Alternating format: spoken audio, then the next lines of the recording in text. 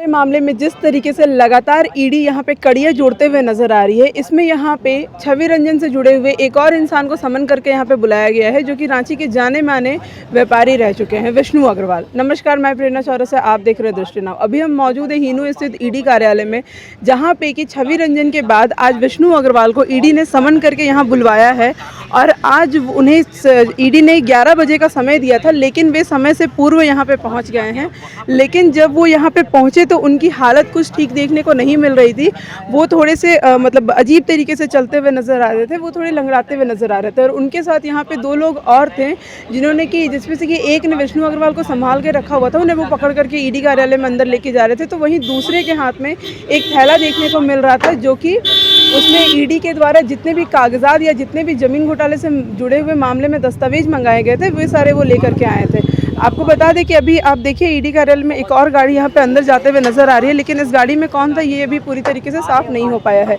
इन सब चीज़ों से एक बात बिल्कुल साफ तौर पे पता चल रही है कि जिस तरीके से ईडी अपनी दबिश बढ़ाते हुए नजर आ रही है, ईडी जिस तरीके से भू माफियाओं और ज़मीन घोटाले मामले में जिस तरीके से अपने पंजे बढ़ाते हुए नजर आ रही है, इससे कहीं ना कहीं ये बात साफ तौर से जाहिर हो रही है कि इस पूरे घोटाले में जितने भी लोग जुड़े हुए हैं, उनके नाम एक एक करके सामने आ रहे हैं। आपको बता दें, ये पूरा मामला 13 अप्रैल से शुरू हुआ था, जिस दिन छवि रंजन के घर में ईडी की रेड पड़ी थी। उसके बाद से जब ईडी ने कड़ियाँ जोड़नी शुरू की, तो उसके बाद मामला निकल करके सामने आया कि रांची के जो सब रजिस्ट्रार थे वैभव मनी त्रिपाठी, उनके यहाँ पे भी उन्हें भी यहाँ समन करके बुलाया गया। उसके बाद जब डीड की बात सामने आई, तो डीड की बात सामने आने से पता चला कि जितनी भी डीड है जिसके द्वारा की ज़मीन की रजिस्ट्री या फिर ज़मीन की दलाली की जा रही है, वो कहीं ना कहीं कोलकाता से आ रही थी। तो उसके बाद फिर कोलकाता के एडिशनल रजिस्ट्रार को त्रिदीप मिश्रा को भी यहाँ पे समन करके बुलाया गया, और उसके अगले दिन ही यहाँ पे छवि रंजन को वापस समन करके बुलाया गया, जिसके बाद कि ईडी ने छवि रंजन को गिरफ्तार किया है और वे अभी ईडी के 6 दिनों के रिमांड में है। जिसके बाद कि उन्हें बिरसा मुंडा कारागार से यहाँ पे ईडी के कार्यालय में लाया गया है। और उनसे लगातार